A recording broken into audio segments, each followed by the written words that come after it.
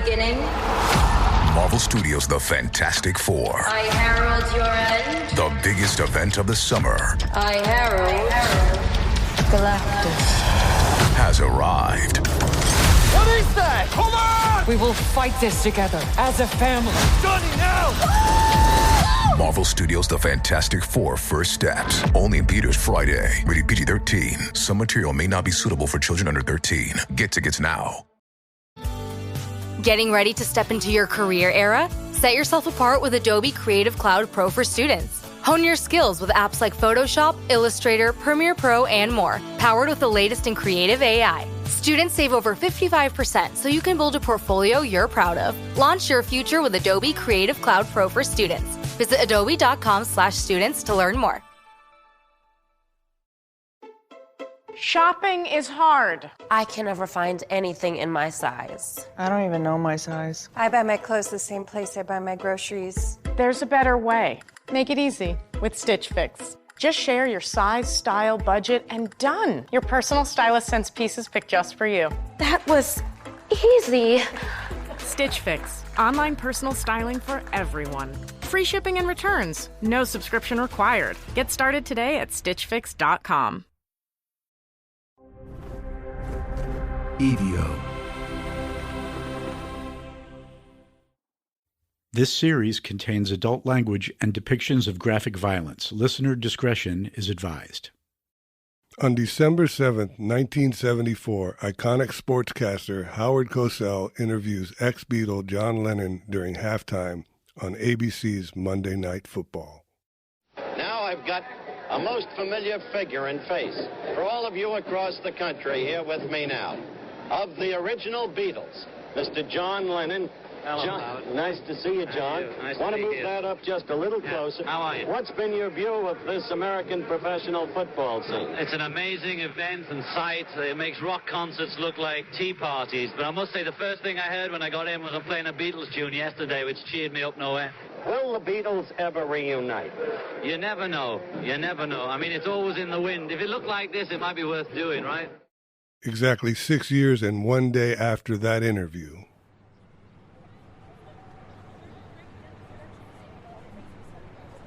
It was unseasonably warm for December in New York that night. Lennon and his wife, Yoko Ono, were returning home from the Hit Factory recording studio, where John had just finished recording on Yoko's new record. Their limousine pulled up at the Dakota apartments on the Upper West Side of Manhattan around 10:45 p.m. Waiting for them outside was a smattering of the usual fans hoping to get a glimpse of the former Beatle. Yoko got out of the car first and walked quickly towards the building. Lennon followed.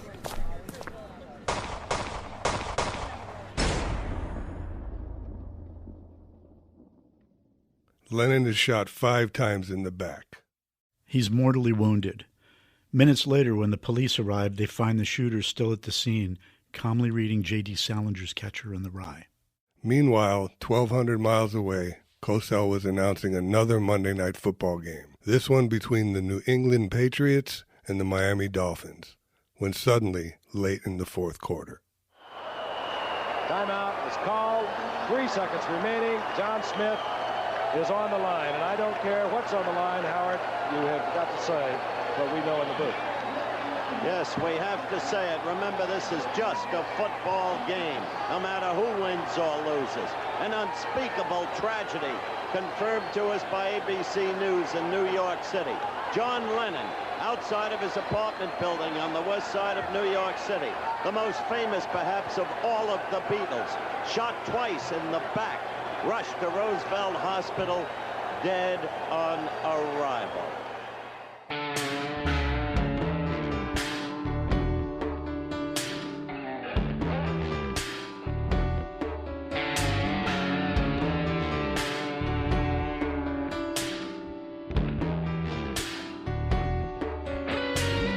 Hi, I'm Bruce. And I'm Jeff. Welcome to Taboo Treasures, a weekly podcast that explores the human obsession with gathering and collecting not just objects of value, but objects of extreme rarity and infamy. Today's episode, Catcher in the Rye.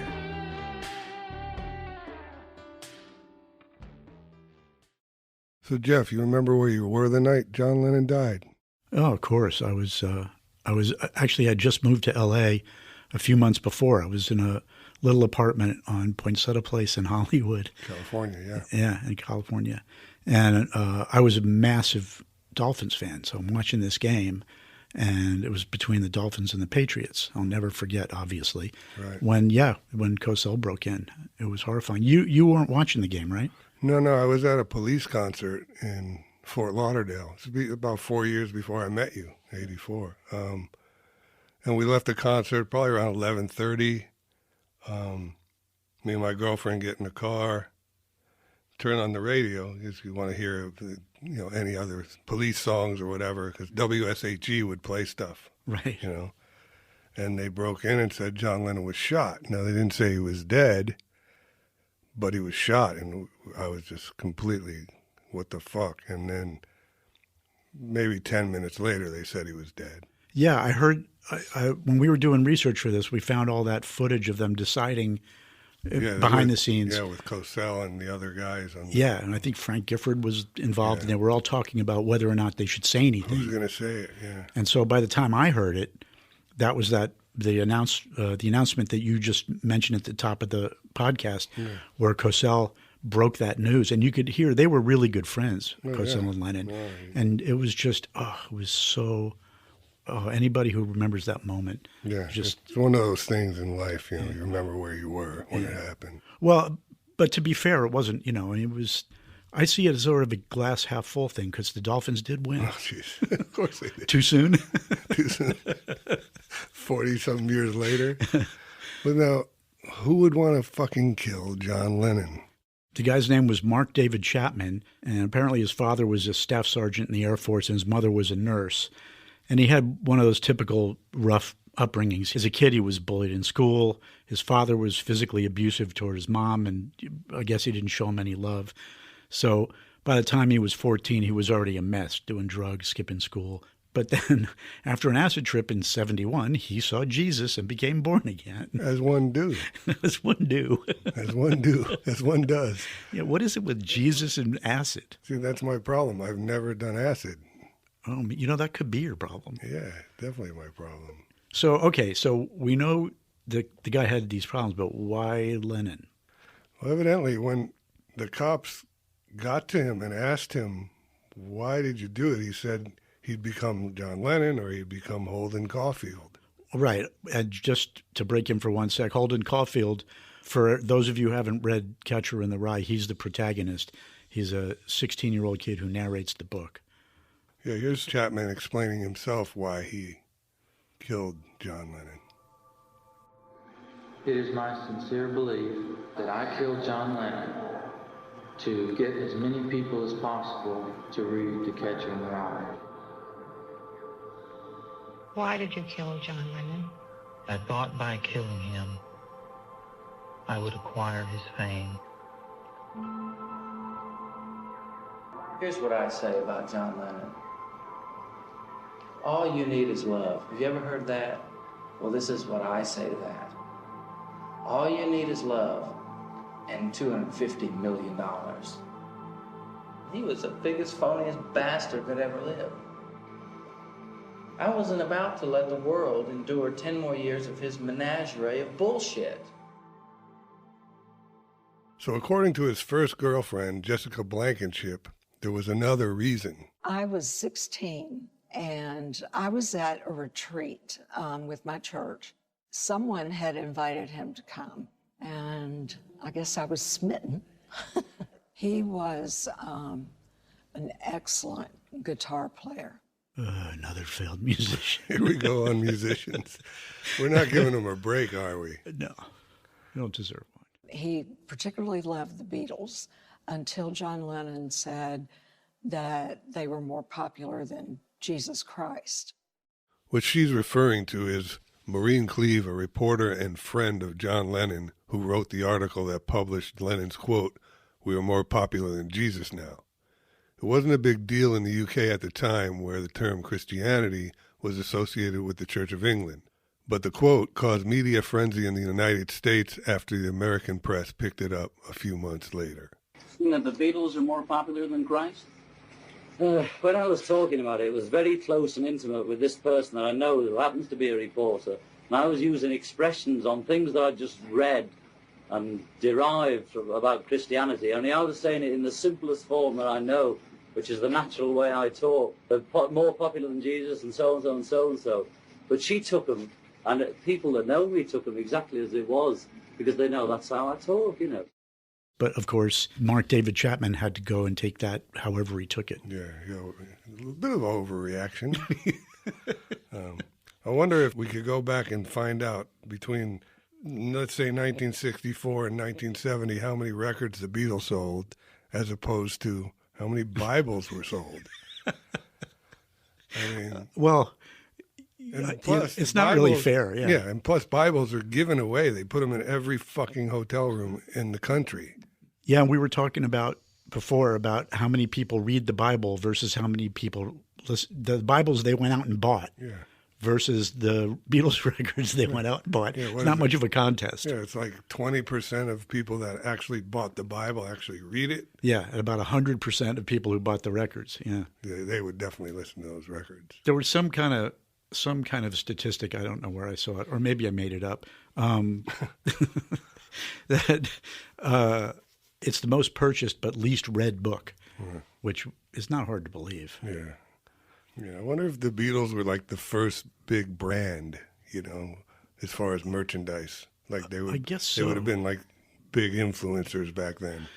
Influencers, yeah, it's funny. I guess, yeah, because there weren't like bobbleheads of Paul Revere and the Raiders. No. There might have been some Elvis stuff, but the Beatles thing went way over the top. Yeah, there was no Stone stuff. There was no... Yeah, that's true. That's true. And how many Grammys do you think Jesus was nominated for?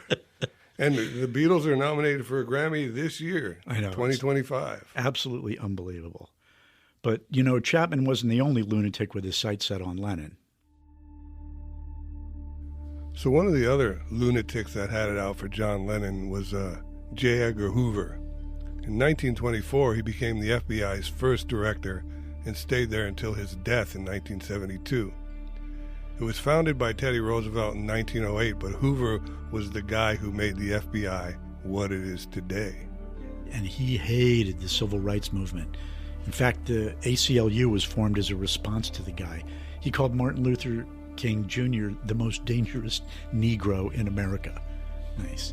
Wow. Yeah, he kept track of actors and writers. You know, he thought Hollywood was, this is pre-McCarthy. He thought Hollywood was this big subversive den of inequity. Apparently, he collected confidential personal information on everyone from presidents and congressmen to even civilians, which is what brings us to Lennon. And so the FBI was wiretapping? Like no, they don't. Like they don't do that now. No. So evidently, the FBI found hundreds of pages from Nixon, who was president at the time, to Hoover to follow and monitor Lennon. Nixon called it the Lennon problem. I know the difference between the phone being normal when I pick it up and when every time I pick it up there's a lot of noises, you know. And I'd open the door and there'd be guys standing on the other side of the street. I'd get in the car and they'd be following me. Suddenly I realized this was serious, you know, they were coming for me one way or the other. The clip you just heard is from a great documentary called The U.S. versus John Lennon, and it's about just that. It's amazing. You should check it out. Yeah, I saw it. It's actually pretty good. Yeah. I remember a lot of this stuff from when I was a kid, because he was, you know, I was born in the middle of the last century. But he was always president. And he one of the things, you know, there was all these rumors about him, like he wore a dress and all that stuff. Cross-dresser, yeah. But, and I'm sure this is true, he supposedly had what might have been the world's largest collection of pornography. Hoover porn. Yeah. He called it the obscene file, and he had nude photos and X-rated movies of celebrities and politicians. Yeah, there was rumors he had pictures of Eleanor Roosevelt that he got from W.C. Fields. Really? I have nude pictures of Eleanor Roosevelt, but I didn't get them. I have nude pictures of W.C. Fields. Well, you can't make this shit up. No. I mean, well, somebody might have made. No, it happened. We choose to believe that these are not rumors. Correct. the best of the rumors is that he was in a romantic relationship with his deputy.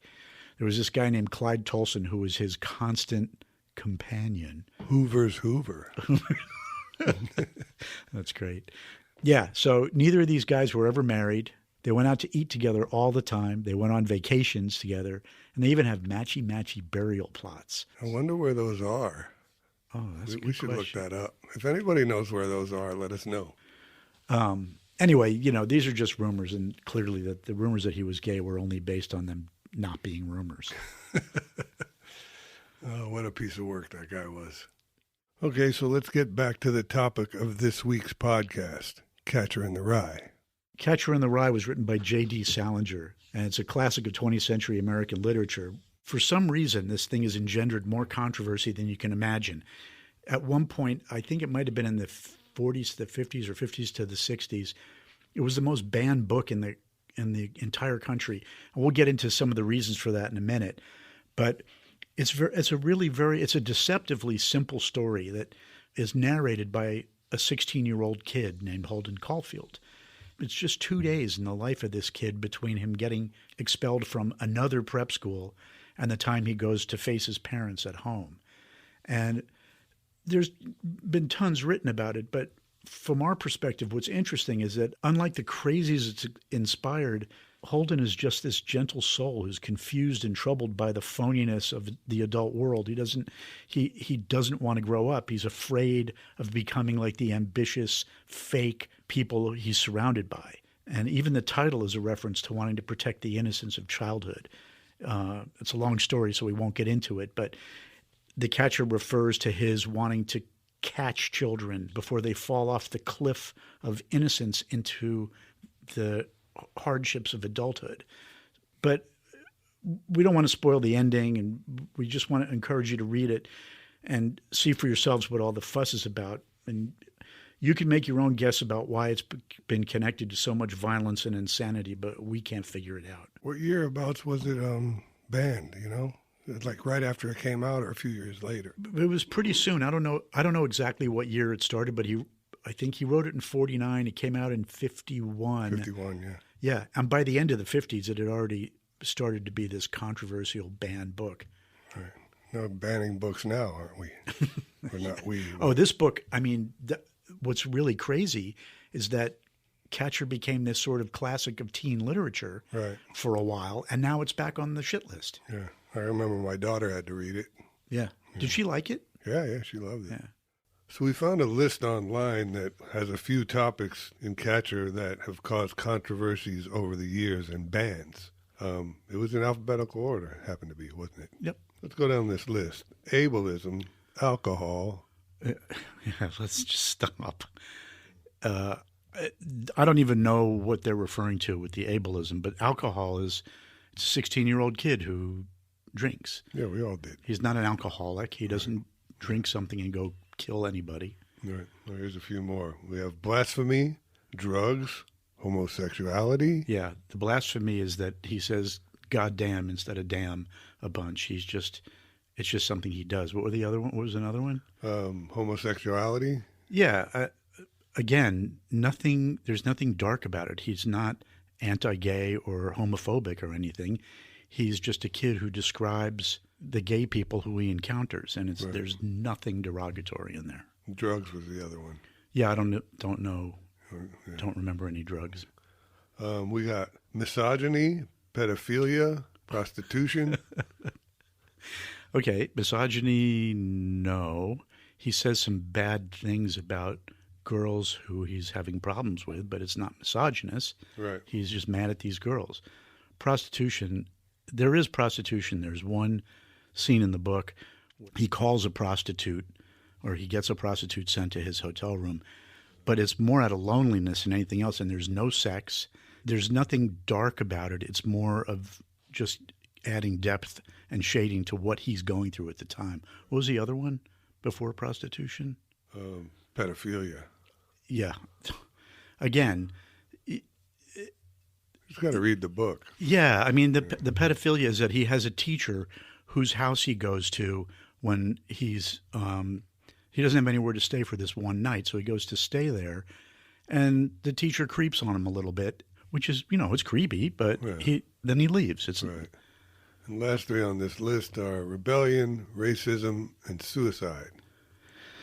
Right. So rebellion, yeah. We all were rebellious when we were teenagers. And it's less rebellion than being lost. Right. And then, sorry, what was the night? Racism. Yeah, don't know what they're talking about there. And suicide.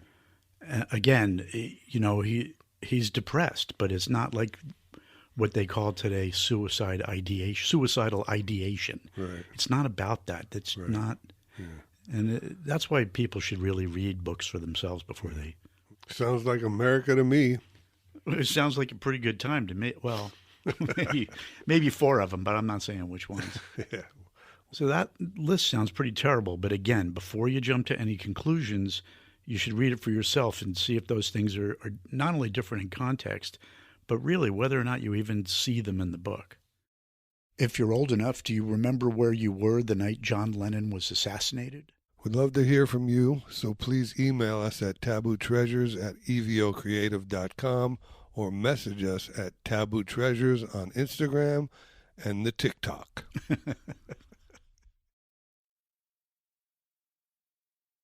So Mark David Chapman wasn't the only lunatic or crazy killer to be associated with Catcher in the Rye. We talked about Charles Manson in our first episode, as well as Jim Jones, the original drinker of the Kool-Aid. Yep, there were two guys called John Allen Muhammad and Lee Boyd Malvo, who became known as the Beltway Snipers. And they were just what they sounded like. They would pick off innocent victims from a distance. In October 2002, mostly in the D.C. and Virginia areas, and eventually they killed 17 people before they got caught. There's serial killer Ted Bundy, who admitted to kidnapping, raping, and murdering 30 young women and girls during the 1970s. But authorities suspect the number could be as high as 100. And of course, the Unabomber Ted Kaczynski. Between 78 and 95, he mailed at least 16 package bombs to innocent people. He killed 3 of them and injured 23 others. And these things were really sophisticated. He really knew what he was doing, and he was getting away with it for all these years until his brother actually turned him in eventually. And all of this was in the name of, anti-government beliefs. There's Albert DeSalvo, who killed 13 single women between the ages of 19 and 85 in the Boston area. Hence the name the Boston Strangler. Most of these women were sexually assaulted in their apartment before being strangled with articles of their own clothing. But the most recent connection to Catcher in the Rye was in 2002. Yeah, a guy named Robert John Bardo stalked and killed a young actress named Rebecca Schaefer in Hollywood. The cops found a copy of Catcher on him when he killed her, but he said it had no connection to him emulating Mark David Chapman. Then, of course, years later, in a prison interview, Chapman himself claimed that he'd gotten letters from Bardo asking him about what life was like in prison. And the Zodiac Killer, what's his name? Arthur Lee Allen. Arthur Lee Allen. They just kind of figured out that was him, right? Yeah, but they're not sure. Right, yeah. But we saw that documentary. I'm pretty sure it's him. Yeah. Didn't that inspire some movies? Yeah, there was a movie called Zodiac that Fincher did, and a lot of people don't know this, but the original Dirty Harry was actually right about the Zodiac. You think he said, "Make my day" to the Zodiac Killer? But what would any episode of Taboo Treasures be without a conspiracy theory? There are tons of them that present a much darker side to all this, actually, that involve the highest levels of government. Yeah, there was even a book called The Catcher in the Rye Enigma that explores the idea that there are assassin codes hidden in it. Yeah, it's pretty unbelievable. Wow. These guys say that the CIA hired J.D. Salinger to write Catcher in the Rye and put codes in it that would trigger But what's interesting is that what isn't a controversy, or rather a conspiracy, is the MK Ultra mind control thing that the CIA ran from 53 to 64. There were, it was 9 years of dosing unsuspecting soldiers and even civilians. It was pretty bad. With acid, right? Yeah, and other drugs. Some people believe the CIA forced assassins to read Catcher over and over, repeatedly, to embed it in their minds. Yeah. Sounds like a movie, doesn't it?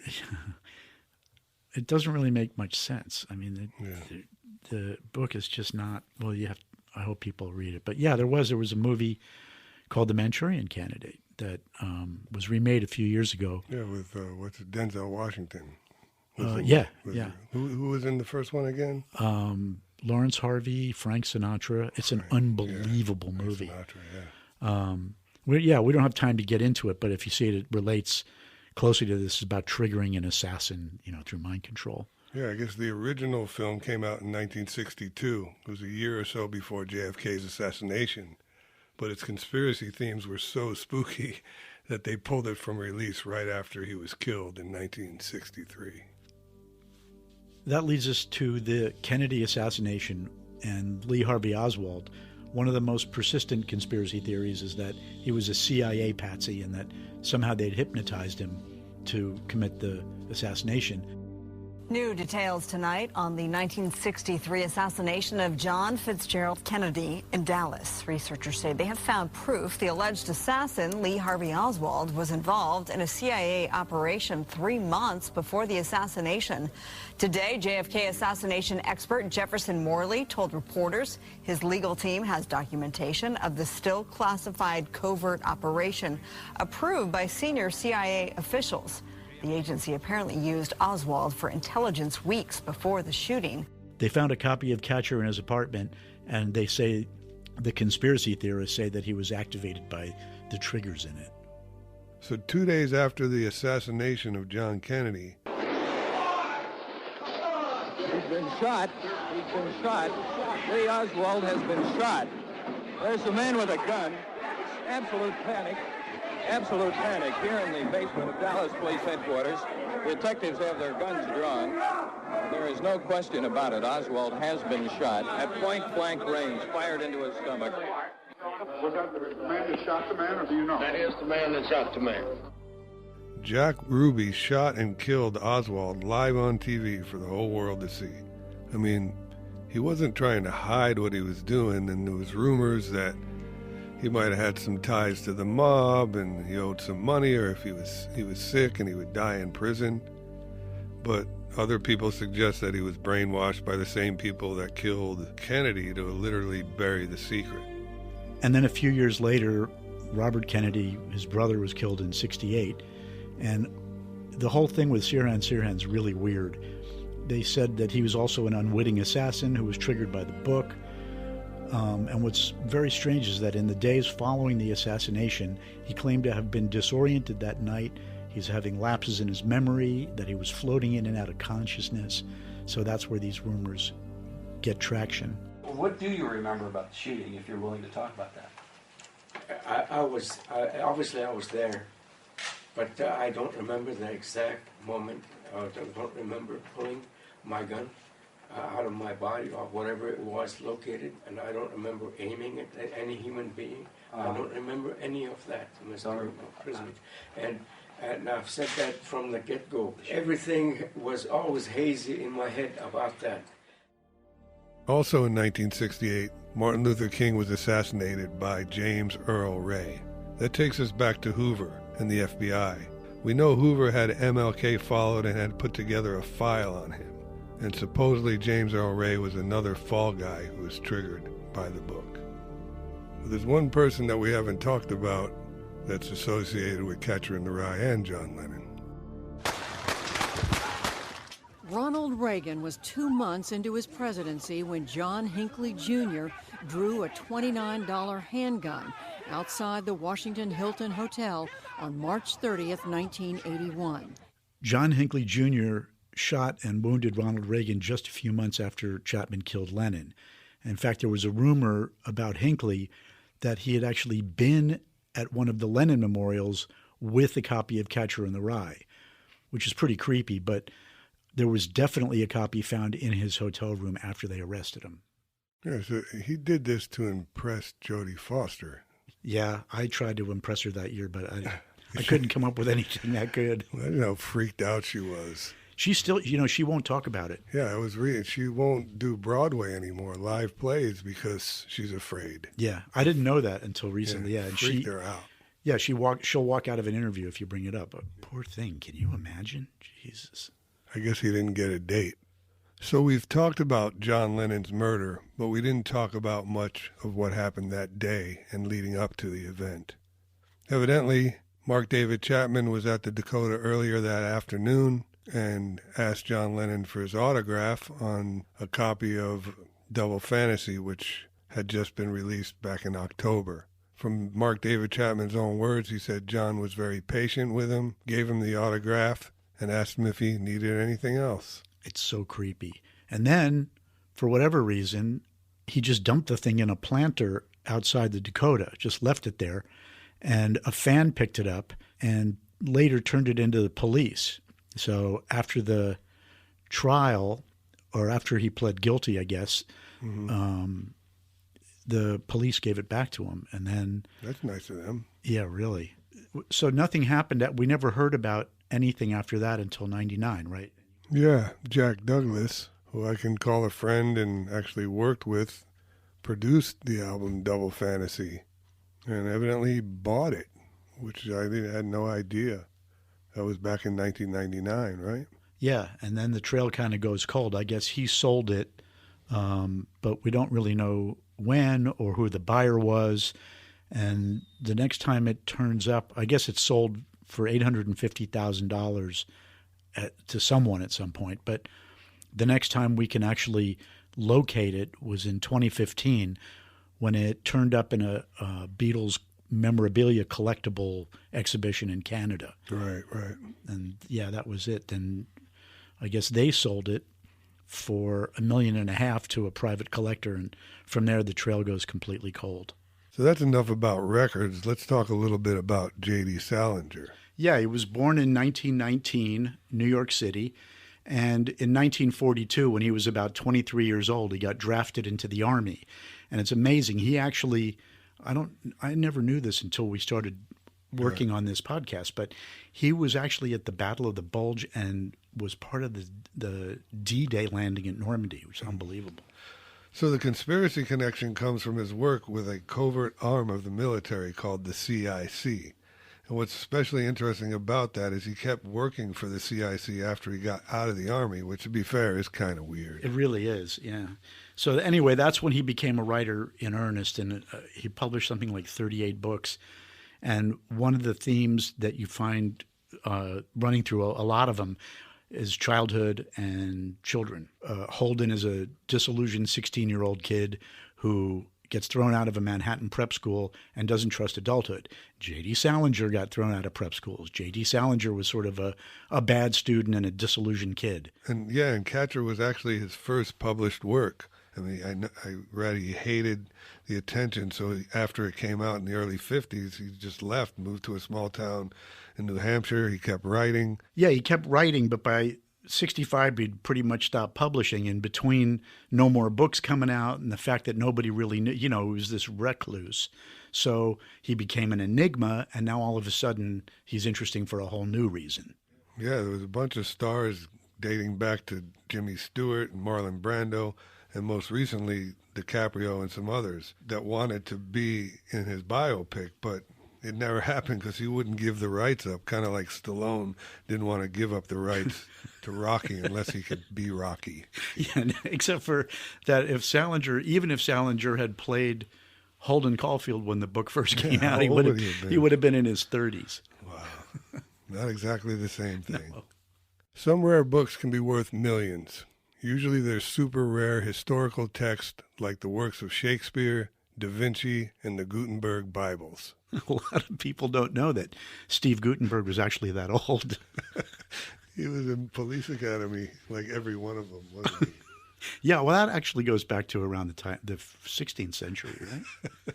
And some of more contemporary books, especially first editions, are also pretty sought after for a range of factors like rarity, signatures, limited editions, and so on.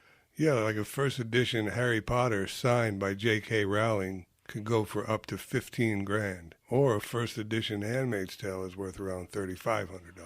And the value skyrockets with more significant authors like Hemingway, of course. A copy of In Our Time that he inscribed to his publisher sold for about $275,000. And by comparison, depending on condition and all that, you can usually get a pretty collectible Catcher in the Rye from anywhere from $6,000 to $25,000. Although a company called Whitmore Rare Books did have a mint first edition on its site for $55,000, and we saw a signed first edition on eBay this week for almost $100,000. And that brings us to one particular copy of Catcher in the Rye. There was a rumor that in 1999, a prison guard sold it to R.R. Auction House in New Hampshire. Jeff called them to see what he could find out.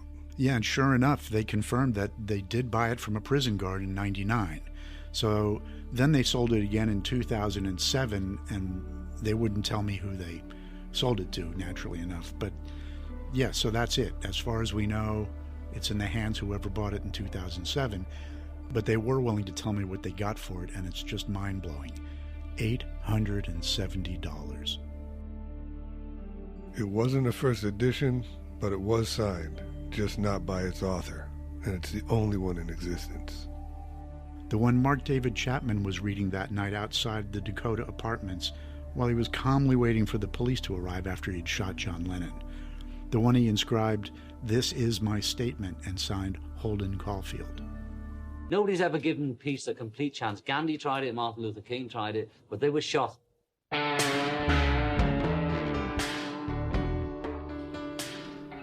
Thanks for listening, and please rate and review us on Apple Podcasts so we don't have to pawn the heavenly sneakers. And hit that like button.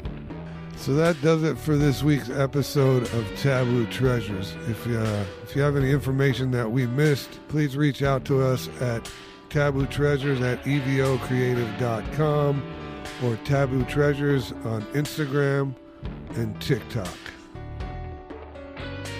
From Evio, Taboo Treasures is produced by Bruce Whitkin and Jeff Levine. Executive producer Brandon Morgan. Music by the Lonely Bulls.